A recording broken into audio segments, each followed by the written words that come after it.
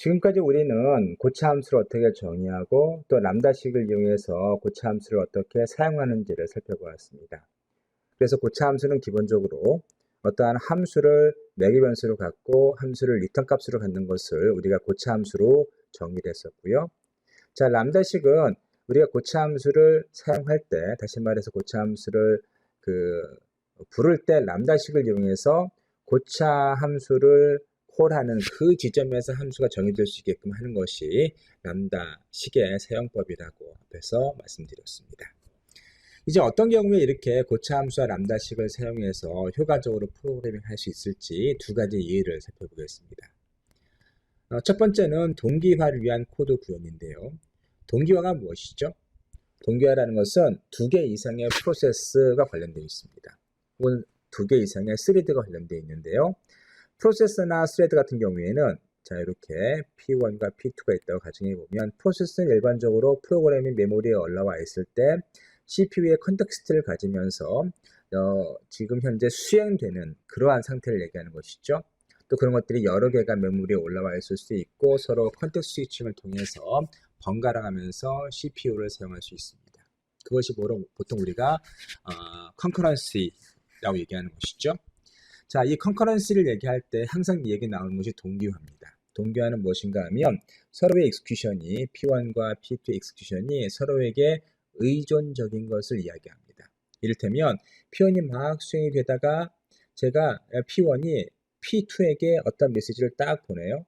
그러면 P2는 그 메시지를 받고 또 쭉 수행을 하고 자, 수행의 결과값이나 아니면 수행 도중에 일어난 어떤 이펙트를 자, P1에게 알려줍니다. 그러면 P1은 그걸 받아서 수행을 해요. 이런 식으로 서로 통신을 해가면서 혹은 메시지를 서로 주고받으면서 이벤트나 시그널을 주고받으면서 각각의 익스큐션을 제어하는 것을 우리가 보통 동기화라고 합니다. 자, 그 중에 동기화를 이용한 것 중에 가장 대표적인 메커니즘이 보통 우리가 뮤추얼 익스클루전이라고 부르는 임계 영역을 보호하기 위한 메커니즘입니다. 뮤추얼 익스클루전, 한국어로는 상호 배제라고 씁니다. 상호 배제. 이것은 무엇을 의미하는 건가 하면 자, 생각해 봅시다. 이해를 그대로 사용할게요. 자, 무엇이 관련되어 있는가 하면 여기에서는 기본적으로 shared variable이 관련되어 있습니다. shared resource 혹은 shared variable이 관련되어 있습니다. 무슨 말인가 하면 P1이 이 shared variable에 내가 1이라고 써요. 근데 P2는 동시에 2라고 쓰려고 합니다. 그런데 1이라고 쓰기 전에 자, P2가 2라고 쓸 수도 있고요. 아니면 자, P1이 1이라고 쓴 다음에 반드시 P2가 2라고 써야 되는데 컨커런시 메커니즘에 의해서 P2가 먼저 들어가서 P2라고 먼저 쓸 수도 있습니다. 무슨 말인가 하면 좀 더 다시 분명히 말해보자면 자, 어떤 두 개의 프로세서가 이렇게 있습니다. 자, 이 shared variable이나 shared resource를 사용하기 위해서는 서로 상호 배제가 일어나면서 자, P1이 쓰고 있을 때는 P2가 쓰려는 것을 막아야 되는 것이고요. P2가 쓰려고 할 때 P1이 쓰려는 것을 막아야 되는 것이고요. 자,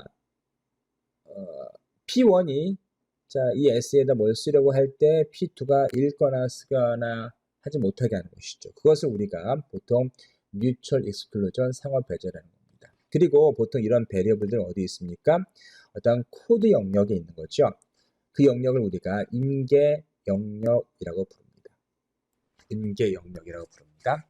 그래서 보통 임계 영역을 보호하기 위한 뮤추얼 익스클루전은 동기화를 통해서 구현해야만 합니다. 그 동기화는 보통 우리가 어떠한 동기화를 할 수 있는 어떤 메소드라든가 아니면 클래스를 통해서 어떠한 객체를 통해서 가능한 것이고요. 자, 그래서 자바에서는 아래와 같은 우리가 임계 영역을 보호하는 코드가 있을 수 있습니다. 보시면 여긴 try, find 이런 걸 사용하고 있는데 try, find에 대한 얘기는 여기 오른쪽에 나와 있습니다. 자, try, find은 기본적으로 exception까지 catch까지 포함을 해서 보통 우리가 예외 처리의 메커니즘입니다. 그래서 우리가 트라이에는 우리가 원하는 실행 코드가 있고요. 근데 이 실행 코드 중에 예외가 발생을 해요. 근데 예외를 우리가 처리해주고 싶어요. 이를테면 내가 어떠한 입력값으로 스트링을 받아들여야 되는데 갑자기 뭐 스트링이 아닌 리얼 넘버라든가 아니면은 어떤 다른 것이 들어옵니다. 그런 경우에는 얘는 스트링 타입이 아니기 때문에 다른 것을 주세요 라고 메시지를 띄울 수 있잖아요. 자, 그렇게 어떠한 정상적인 코드가 돌아가다가 정상적인 실행이 이루어지다가 갑자기 이 정상적인 범위 바깥에 있는 실행이 일어날 경우라면 우리는 그것을 뭐 해주는가 하면 예외 처리를 해주는데 바로 캐치가 어떠한 타입의 예외를 받아서 처리해주는 메커니즘을 가지고 있습니다. 그리고 파이널 같은 경우에는 트라이나 캐치가 끝났을 때 무조건적으로 시행해주는 파이널라이즈를 가지고 있는 것이죠. 우리는 나중에 이런 것은 좀 더 자세히 배우겠습니다. 어쨌든 예외 처리 알고리즘을 예외 처리 그 메커니즘을 우리가 try, catch, finally로 구분할 수 있다는 말씀을 드렸고요. 자, 여기서는 보시면 우리가 어떠한 키를 얻습니다. 이것이 뭔가 하면 열쇠인데 이 열쇠는 뭔가 하면 내가 어떠한 임계 영역에 들어갈 때는 이 열쇠를 사용을 해서 뭐하죠? 잠그고요. 그리고 자, 임계 영역에서 나올 때에는 이 열쇠를 사용해서 자, 뭐하죠? 풉니다. 해제를 시키는 것이죠. 그래서 뭘 생각할 수 있는가 하면 어떠한 shared variable당 하나의 뭐가 있습니까?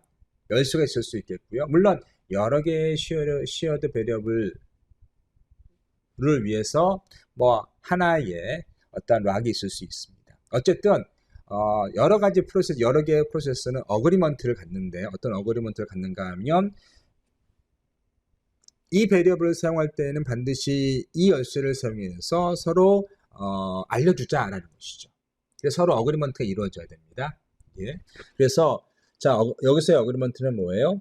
여기 트라이에서 어떠한 임계 영역을 가지고 있다고 하면 자, 이 임계 영역에 들어갈 때는 여기 락이라는 열쇠를 사용해서 락을 하고요. 또 임계 영역을 종료할 때는 이 락을 사용해서 자, 해제시키는 것이죠. 자, 코틀린에서 어떻게 구현하는지를 함께 보면요. 자, 여기 보시면 이것은 우리가 제너릭 타입의 함수입니다. 제너릭 타입은 나중에 우리가 좀 더 자세히 배우게 되는데 간단히 말씀드리면 무엇인가 하면은 우리가 어떠한 데이터에 타입을 정해놓지 않는 거예요. 우리가 이전에 n이라는 타입이 있었죠.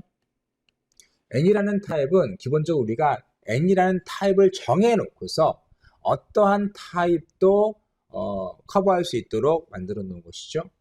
제너릭 타입은 내가 사용할 때 내가 이 함수나 어떤 베리어블을 사용할 때 컴파일치가 아니라 사용할 때 그 타입을 정하는 겁니다.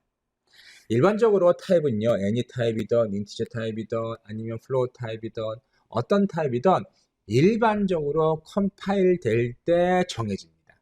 그리고 컴파일 될 때 정해진다는 의미는 무엇인가 하면 메모리에 어느 정도의 사이즈를 가지고 이 베리어블을 만들 것인지를 결정하는 거죠.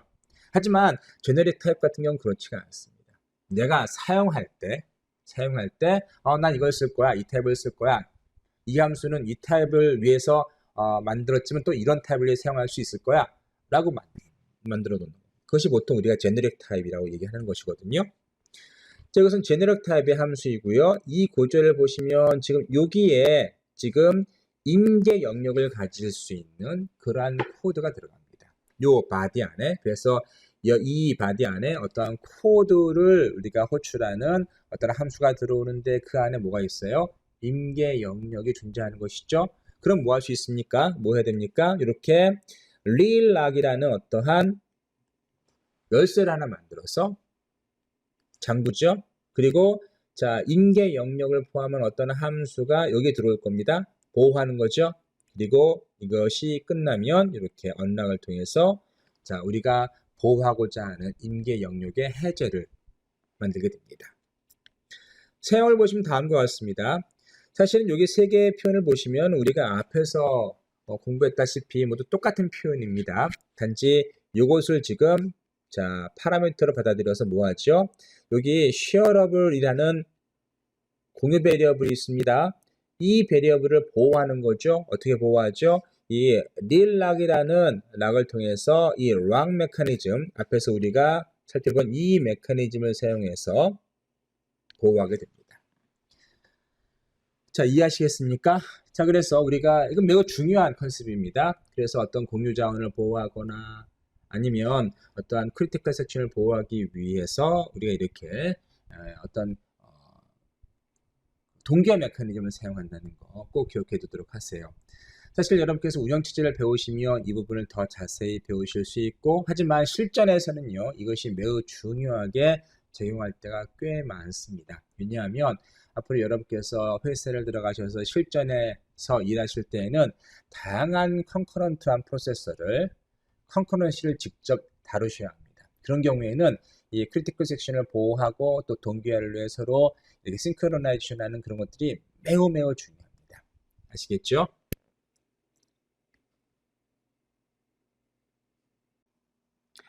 자, 그 다음에 얘는요, 네트워크 처리 결과를 위한 콜백 함수인데요. 콜백 함수라는 것은 여기 보시는 것처럼 어떠한 특정 이벤트가 발생하기 전까지는 어떠한 함수의 처리를 뒤로 미루는 것을 이야기하는 것입니다. 그래서 우리가 어떤 함수를 수행을 하는데 어떠한 함수를 콜백 함수 처리를 해버리면 이 함수는 조건에 따라서 어떤 조건이 만족을 하면 수행을 하고 만족을 하지 않으면 수행이 미뤄지거나 캔슬되는 그러한 결과를 가져올 수 있겠죠. 일반적으로 우리가 어떤 이벤트에 따른 어떤 시간에 따른 이벤트, 그런 이벤트에 따라서 어떤 함수를 수행할 때 사용하는 그러한 함수를 콜백 함수라 부릅니다. 콜백 함수는 기본적으로 우리가 역시 컨커런시 얘기를 안 할 수가 없는데요. 어떤 함수가 이렇게 있습니다. 아까 우리가 동기화 얘기를 했죠. 동기화, 싱크로나이제이션 혹은 동기화 얘기를 했는데요.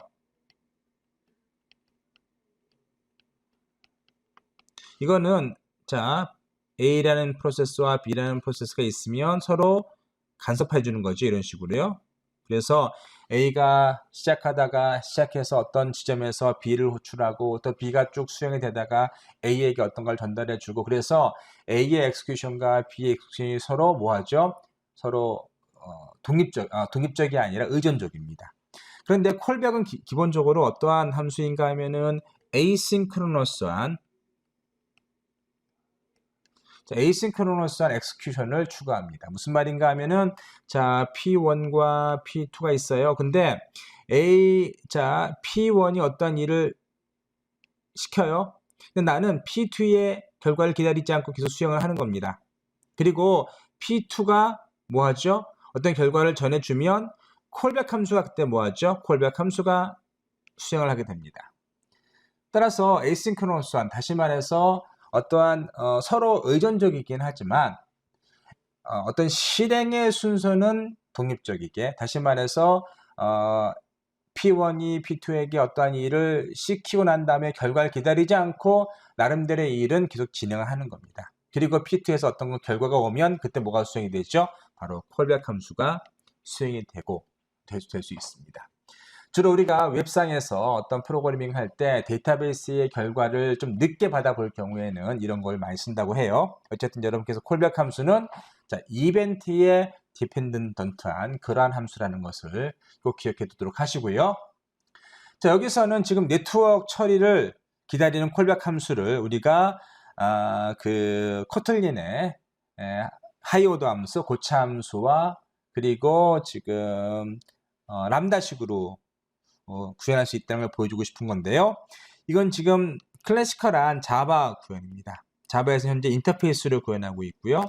또 이것이 이제 인터페이스, 우리가 지금 요 콜백이라는 인터페이스를 자 사용한 자 여기 네트워크 콜이라는 함수를 선언한 부분이 되겠습니다. 그리고 실제 콜백 함수는 여기에 이렇게 정의가 되어 있는 거죠. 이 부분이 지금 콜백 함수를 정의하고 있는데 코틀린으로 가서 좀 더 자세히 말씀드릴게요. 자, 여기를 보시면요.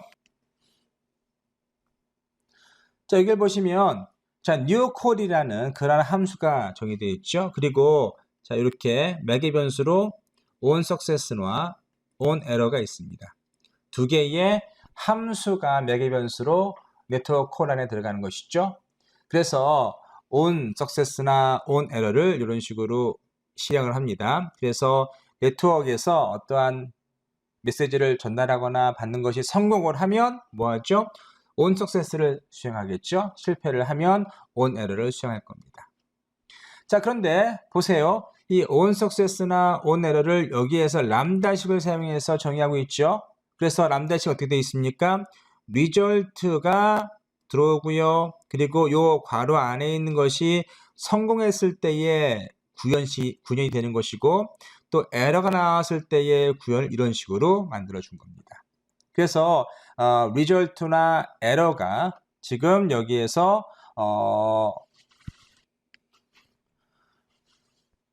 네트워크 통신의 결과를 알려줄 것이고요.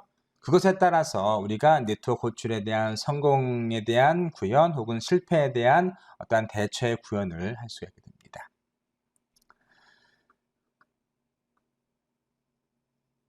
자, 이제 코틀린 함수에서의 다양한 함수들을 좀 고려해 보도록 하겠습니다.